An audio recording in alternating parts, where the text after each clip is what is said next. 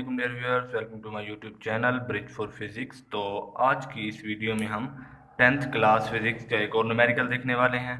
तो ये न्यूमेरिकल है एक मीटर लंबाई के सादा पेंडुलम का टाइम पीरियड और फ्रीक्वेंसी को डिटरमाइन करना।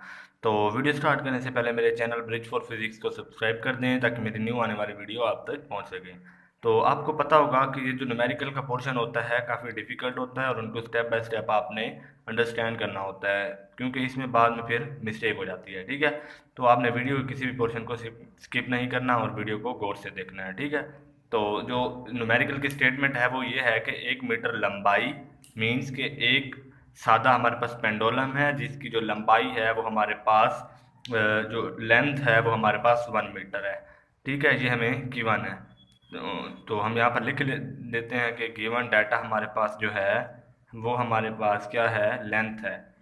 तो जो लेंथ है उसकी वो कितनी है हमारे पास, इसको हम एल से यहाँ पर डोनेट करते हैं, वो हमारे पास है 1 मीटर। ठीक है, तो ये लेंथ हमें गिवन है, हमने डिटरमाइन करना है पेंडुलम का टाइम पीरियड और फ्रीक्वेंसी। दो चीज़ें हमने डिटरमाइन करनी है। तो यहाँ पर लिखते हैं टू फाइंड में कि हमने दो चीज़ें फाइंड करनी है, एक टाइम पीरियड और एक फ्रीक्वेंसी। अब दो चीज़ें डिटरमाइन करनी है हमने, तो सिंपल हम अब यहाँ पर सोल्यूशन को देखते हैं कि हमारा जो सोल्यूशन है वो किस तरह से होगा। ठीक है, तो अभी सोल्यूशन को अगर हम पढ़ें तो देखें, टाइम पीरियड का जो फॉर्मूला होता है हमारे पास वो होता है basically 2 pi under root L/G।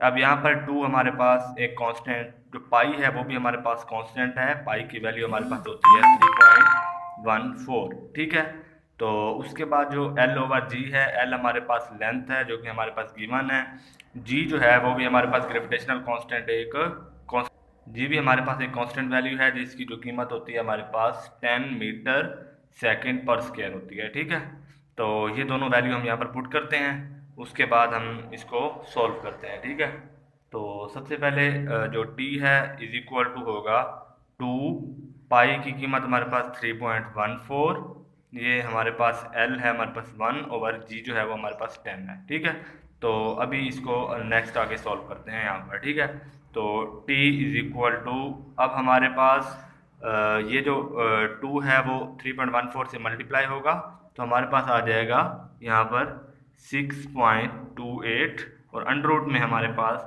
1/10 है। ठीक है, तो यहाँ पर हम टाइम पीरियड को डिटरमाइन कर लेते हैं। तो t इज इक्वल टू 6.28, अब 1/10 हमारे पास 0.1 आ जाएगा। अब इसका अंडर रूट लेंगे और इससे मल्टीप्लाई करेंगे तो जो हमारे पास आंसर आएगा वो हमारे पास जो है वो सिंपल जो है वो 1.99 सेकेंड हमारे पास ये आ जाएगा। ये हमारा टाइम पीरियड डिटरमाइन हो गया। अब और हमने क्या फाइंड करना है, हमने फ्रीक्वेंसी को फाइंड करना है। ठीक है, अब हमें फ्रीक्वेंसी को फाइंड करने के लिए ये पता होना चाहिए कि टाइम पीरियड का इसके साथ क्या रिलेशन है। टाइम पीरियड तो हमने डिटरमाइन कर दिया, t is equal to 2 pi L/G के फॉर्मूले से, लेकिन अगर हम इसका फ्रीक्वेंसी के साथ रिलेशन देख लें, पता हो, तो हम इजीली टाइम पीरियड को डिटरमाइन करने के बाद फ्रीक्वेंसी को भी डिटरमाइन कर सकते हैं। ठीक है, तो बेसिकली जो इसका रिलेशन होता है वो ये होता है कि जो फ्रीक्वेंसी है वो टाइम पीरियड का रेसिप्रोकल होती है, मीन्स के उलट होती है, इन्वर्सली प्रोपोर्शनल होती है। ठीक है, तो इसको, इस रिलेशन को हम इस तरह भी लिख सकते हैं, इसको हम इस तरह भी लिख सकते हैं। ठीक है, तो जो मर्जी रिलेशन आप यूज़ करें। अब हमने f को डिटरमाइन करना है 1/t। ठीक है, अब 1/t, t की हमारे पास वैल्यू जो है वो हमने डिटरमाइन की है 1.99 सेकेंड है, वो हम यहाँ पर पुट करते हैं।